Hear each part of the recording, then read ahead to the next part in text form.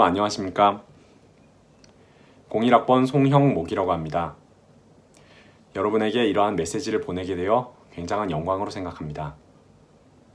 우선 저의 경력에 대해서 간단히 설명을 드리겠습니다. 저는 결코 순조로운 경력을 갖고 있지 않습니다. 굉장히 굴곡이 많은 커리어를 갖고 있는데요. 저는 외대에 입학한 이후로 원래 학자가 되고 싶었습니다. 그래서 취업하고 싶은 생각이 전혀 없었기 때문에 스펙에 대한 준비를 전혀 못했었습니다. 흔한 토익도 제가 한번 본 적이 없었어요. 대학교 다닐 때. 그래서 학부를 졸업하고 그대로 외대 이제 국제지역대학원에 진학을 했습니다. 거기서 일본 역사에 대해서 공부를 하다가 그러다가 문부과학성 장학생으로 뽑혀서 일본 교토에 있는 리스메이칸 대학에서 일본사를 공부하게 됩니다. 그때 이제 석사까지 공부를 했는데 여러 가지 사정이 있어서 공부를 계속하는 걸 그만두고 그때부터 취업 활동을 해서 일본의 기업에 입사를 하게 됩니다. 그때 JTB라는 일본의 여행 회사에 입사를 합니다. 그 다음에 홍콩에서 좀 일을 하고 싶은 생각이 들었어요. 그래서 JTB에서 수년간 일을 하고 그 일을 그만둔 후에 무작정 홍콩으로 갔습니다. 그래서 홍콩에서 취업 활동을 해서 일본계 기업, 홍콩에 있는 이제 일본 기업에 여러 가지 이제 인사 솔루션을 제공하는 HR 컨설턴트 일을 하게 됩니다. 그 다음에 또 이직을 하게 돼서 코치 A라는 비즈니스 코치 회사로 들어가게 됩니다. 지금 이 코치 A라는 비즈니스 코치 회사에서 일을 하고 있고요. 지금 7년 차를 맞이하게 되었습니다. 여러분 비즈니스 코치라는 용어나 이런 이제 일에 대해서 혹시 들어본 적이 있으신지요? 비즈니스 코치란 경영진들 그리고 관리직들이 조직을 스스로 바꿀 수 있도록 돕는 그런 일을 하고 있습니다. 많이 컨설팅 회사랑 비교가 되는데요. 기존의 컨설팅 회사들이 이제 어드바이스나 이제 솔루션을 제공하는 것을 목적으로 한다고 한다면 저희는 직접적으로 솔루션을 제공하지 않아요. 스스로 판단하고 스스로 생각해서 스스로 행동을 일으켜서 조직을 바꿀 수 있도록 돕는 그런 직업이 비즈니스 코치입니다. 따라서 저희는 뭔가를 가르치거나 하는 것은 사실 거의 안 하고 있어요. 할 수도 없고요. 그래서 주로 하는 일들은 많은 질문입니다. 본질적인 질문들 그리고 평소 때 생각해보지 못했던 질문들을 던짐으로 인해서 그 질문으로 여러 가지를 스스로 생각해서 조직을 바꿔나갈 수 있도록 그런 일들을 하고 있습니다. 저는 코치 A라는 회사에서 일을 하고 있는데요. 코치 A라는 회사는 이 비즈니스 코치라는 분야에서 세계에서 가장 큰 규모를 갖고 있는 회사입니다. 일본 회사인데요. 감사하게도 일본 경제신문 올해 선정 일본 우량 컨설팅 회사라는 그런 조사가 있었는데요. 거기서 인재개발 부문에서 5위에 랭크가 됐습니다. 함께 같이 랭크인된 이제 회사들은 엑센추어, 맥킨지, 보스턴 컨설팅 그룹, 그리고 딜로이트 이런 회사들과 어깨를 나란히 해서 5위에 랭크가 됐습니다. 이런 회사에서 저는 팀 리더로 일을 하고 있습니다. 이제 멤버 저 포함해서 9명 있는 그런 팀에서 팀 리더 일을 하고 있습니다. 이번에 어떤 메시지를 여러분께 전해드릴까 많은 고민을 했는데요. 이렇게 생각을 해봤습니다. 당시 20대의 저로 돌아갔을 때 진로 선택 그리고 취업 활동을 앞둔 나 자신, 20대의 송영목 나 자신에게 뭔가 메시지를 들려준다면 어떤 메시지를 들려줄까? 그런 것들을 생각해서 메시지를 정리해 보았습니다. 여러분께 3가지를 말씀드리려고 합니다. 우선 첫 번째, 시류에 편승하지 말고 자기가 어떨 때 과연 행복한 사람인지를 스스로 깊이 생각해 보시길 바랍니다. 굉장히 인기가 있었던 공무원 시험 최근에 어떻습니까? 그 열기가 급속도로 식었죠. 앞으로도 마찬가지라고 생각을 합니다. 과연 어떤 직종, 어떤 직업이 사회적으로 각광을 받을지 그리고 인기가 있을지 그리고 그 평가가 좋을지는 아무도 예상을 할 수 없습니다. 여러분께서는 학창 시절 그리고 군대, 대학 시절 과연 어떤 순간에 깊은 행복을 느꼈습니까? 저는 이번에 원고를 준비하면서 두 가지 장면을 떠올려 봤습니다. 우선 첫 번째, 일본사 스터디를 했을 때였습니다. 저는 박용구 교수님께 일본화 개론이라는 수업을 들었었는데 일본에 대해서 굉장히 흥미가 생겼고 더욱더 깊이 공부해야겠다는 생각을 했습니다. 그 중에서 특히 역사에 관심이 많았는데요. 그래서 저 말고 몇 명 더 사람을 모집해서 스터디를 해야겠다라는 생각을 했습니다. 그래서 당시에는 이제 인터넷도 그렇지만 오프라인으로 많이 그런 것들을 모집을 했어요. 그래서 대학원 게시판에 제가 그 모집 공고를 붙였습니다. 모집 공고를 붙여서 5명을 모집을 했었어요.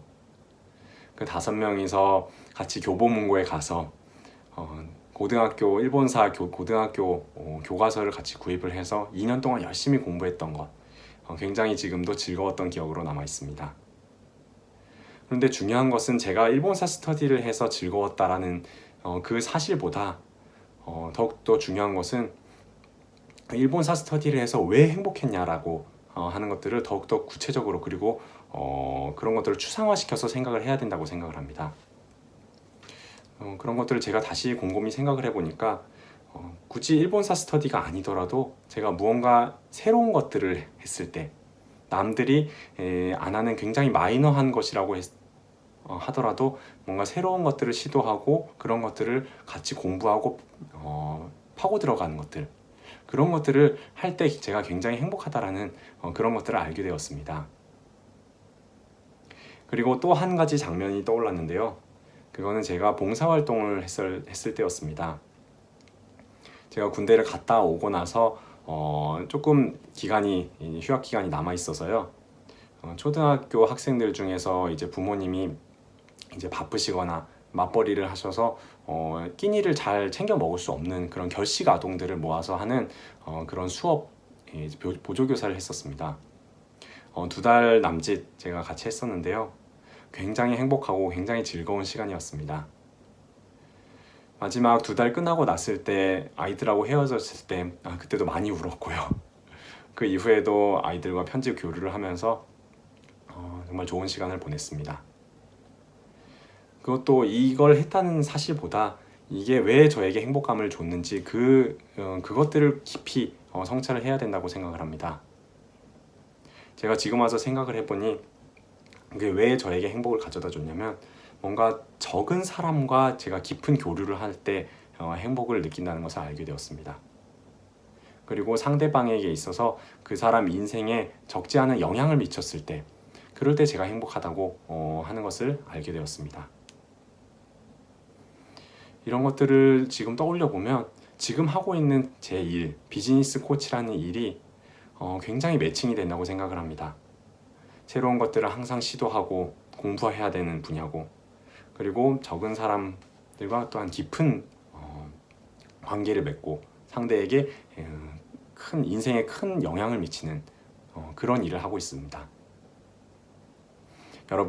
여러분은 어떤 인생을 살고 싶습니까? 일이 너무나 즐거워서 보람 있어서 행복하다는 말이 입에서 절로 나오는 그런 인생을 살고 싶습니까? 아니면 일은 정말 하기 싫은데 어쩔 수 없이 먹고 살아야 되기 때문에 어쩔 수 없이 하는 그런 인생을 살고 싶습니까? 저는 제 아내에게 일주일에 여러 번 이런 말들을 하고 있습니다. 여보, 오늘 너무나 행복했어. 오늘 고객하고 이런 일이 있었는데 나에게 너무나 행복한 시간이었고 너무나 즐거운 시간이었어. 이런 말들을 일주일에 여러 번 얘기를 하고 있습니다. 그래서 아내가 정말 잘 됐다고, 어떻게 그런 일을 하게 됐냐고 아내도 같이 즐거워해주고 같이 행복해 해주고 있습니다. 여러분, 시류에 편승하지 마십시오. 그리고 남의 평가에 연연하지 마십시오. 여러분께서 정말 스스로 행복해질 수 있는 그런 일들을 찾을 수 있기를 간절히 기원합니다. 둘째, 적은 노력으로 최대의 리턴이 돌아오는 것을 찾으십시오. 여러분은 노력의 아웃풋을 수식화한다면 어떻게 된다고 생각하십니까? 저는 노력의 아웃풋이란 노력의 정도 곱하기 노력의 방향이라고 생각을 합니다. 회사 일을 하다 보면, 그리고 학창 시절 때도 마찬가지입니다만, 뭔가 열심히 하고 있는 나 자신에 취해서 거기에 좀 만족할 때가 있습니다. 하지만 노력을 하고 하는 그런 노력의 정도도 중요하지만 무엇을 향해 노력하는가가 굉장히 중요하다고 생각을 합니다. 왜냐하면 노력의 방향이 맞지 않으면 아무리 열심히 노력해도 지금까지 노력해온 것들이 한순간에 물거품이 될 수 있는 그런 가능성이 있기 때문입니다. 저는 그 당시에는 그렇게 의식을 하고 한 것은 아니었지만 돌이켜보면 학창시절 때 굉장히 적은 노력으로 최대의 리턴이 돌아오는 그런 것들을 골라서 했던 것 같습니다. 제가 당시에 들었던 이제 과목들이 그랬는데요. 저는 그때 당시 모두 경영학을 부전공으로 하고 이제 복수 전공으로 했을 때 저는 역사를 부전공으로 했습니다. 그리고 교환학생으로 치바에서 1년 동안 공부를 했는데요. 그때도 내가 흥미가 있고 그리고 가장 잘할 수 있는 것들을 골라서 들었습니다. 역사, 철학, 종교 이런 수업들이요. 별로 사실 인기도 없고 그런 수업들인데 따라서 제가 들어가서 정말 눈을 초롱초롱한 눈을 하고 선생님들 수업을 열심히 들으면 점수가 좋게 나올 수밖에 없는 수업들이었어요. 그런 수업들을 들은 결과 감사하게도 제 과 수석으로 제가 졸업을 할 수 있었습니다. 여러분이 가려고 하는 곳은 이런 적은 노력으로 최대의 리턴이 돌아오는 곳입니까? 아니면 모두가 최고의 장소라고 최고의 영역이라고 생각해서 눈에 쌍심지를 켜고 달려드는 그런 무한 경쟁의 장입니까? 물론 평생 무한 경쟁하면서 싸워나갈 충분한 능력과 그리고 자신이 있다면 주저함 없이 그쪽 길로 나아가기를 원합니다. 나아가십시오. 하지만 그렇지 않다면 더 효율이 좋은 곳을 항상 생각해 보십시오. 그것은 아까 말씀드린 대로 과목이 될 수도 있고 아니면 영역이 될 수도 있고 회사가 될 수도 있고 더 크게 나아가서는 나라가 될 수도 있습니다. 그런 의미에서 여러분 적극적으로 해외의 문을 두드리십시오. 해외는 적은 노력으로 최대의 리턴이 돌아올 수 있는 그런 가능성이 큰 곳입니다. 해외에서 살다 보니 한국 사람들이 얼마나 많은 노력을 평생에 걸쳐 열심히 계속 노력을 하는지를 알게 되었습니다.